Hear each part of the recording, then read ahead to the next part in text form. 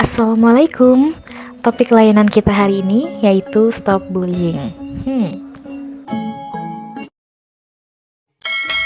Berbicara soal bullying, ada yang tahu apa itu bullying? Apa itu bullying?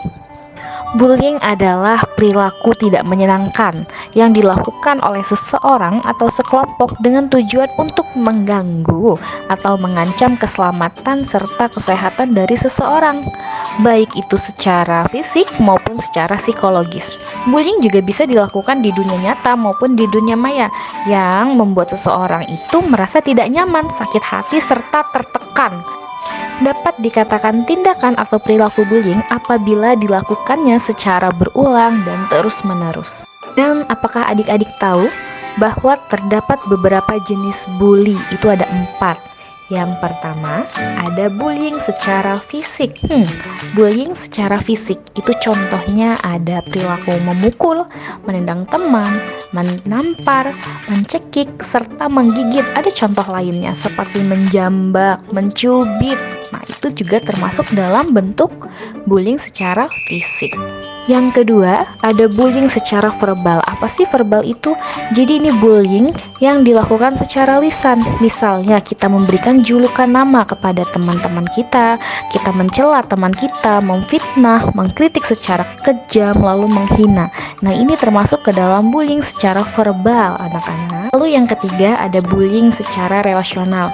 Ini contohnya pengabaian, pengucilan, atau penghindaran yang kita lakukan kepada teman-teman kita atau yang dilakukan teman-teman kita kepada kita. Terakhir ya, ini adalah cyberbullying. Jadi bentuk tindakan bullying yang dilakukan melalui komputer, handphone, internet, website, serta chatting room. Nah, ini biasanya dilakukan melalui berbagai sosial media, bisa di YouTube, bisa di Facebook, di Instagram, di WhatsApp. Nah, ini yang dikatakan jenis bullying melalui online. Pastinya tindakan bullying itu memiliki dampak yang negatif ya adik-adik. Apa aja sih dampak negatifnya? Ada dampak negatif bagi korban. Apa saja dampak negatif bagi korban? Yang pertama, pastinya si korban ini akan merasakan kesakitan secara fisik dan psikologis. Lalu yang kedua, kepercayaan diri si korban ini akan merosot. Dan yang ketiga, ia akan merasa malu, trauma, merasa sendiri, serba salah, bahkan ia takut ke sekolah. Terus bisa saja si korban ini jadinya mengasingkan diri dari sekolah karena dia menderita ketakutan sosial. Dampak negatif yang paling buruk adalah timbulnya keinginan untuk bunuh diri dan mengalami gangguan jiwa. Adapun dampak bagi si pelaku, pastinya si pelaku ini atau si perundung, ia akan belajar bahwa tidak ada resiko apapun untuk mereka bila mereka ini melakukan kekerasan, agresi, maupun mengancam anak lain. Terus yang kedua, saat dewasa nanti, si pelaku ini bisa saja memiliki potensi yang lebih besar untuk menjadi pelaku kriminal.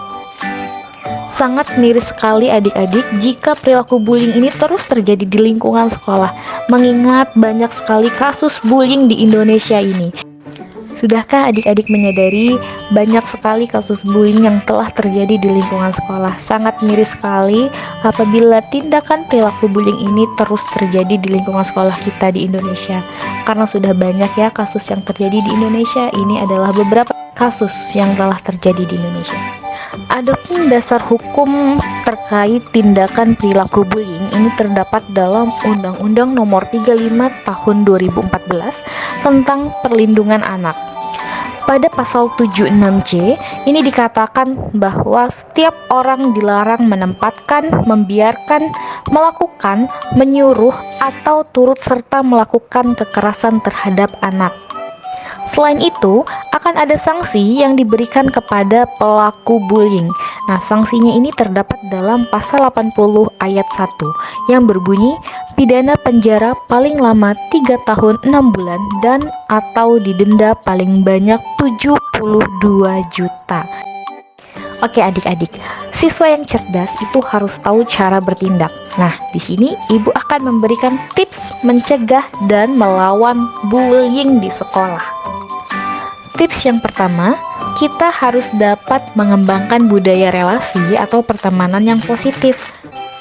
Yang kedua, kita harus saling mendukung dan menghargai satu sama lain. Nah, kita harus memahami dan menerima setiap adanya perbedaan di antara lingkungan teman sebaya kita. Tips yang ketiga, kita harus merangkul, membantu, membela teman yang menjadi korban bullying. Jadi jangan sampai si korban ini malah kita jauhi, tidak kita lindungi ya adik-adik. Tips yang keempat, jadilah orang yang percaya diri dan tunjukkan ketahanan diri kita kepada teman-teman kita, bahwasannya kita ini tidak mau mengganggu dan juga tidak mau diganggu.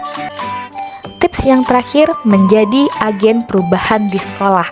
Nah, kita harus bisa ikut serta membuat dan menegakkan aturan-aturan di sekolah. Jadi, sampai di sini bisa kita simpulkan bahwa perilaku bully tadi adalah perilaku tidak menyenangkan yang mengganggu dan mengancam keselamatan orang lain. Bisa secara fisik, secara verbal, relasional, dan secara cyber.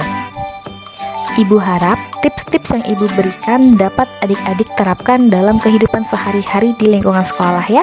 Mari bersama-sama kita hentikan tindakan bullying.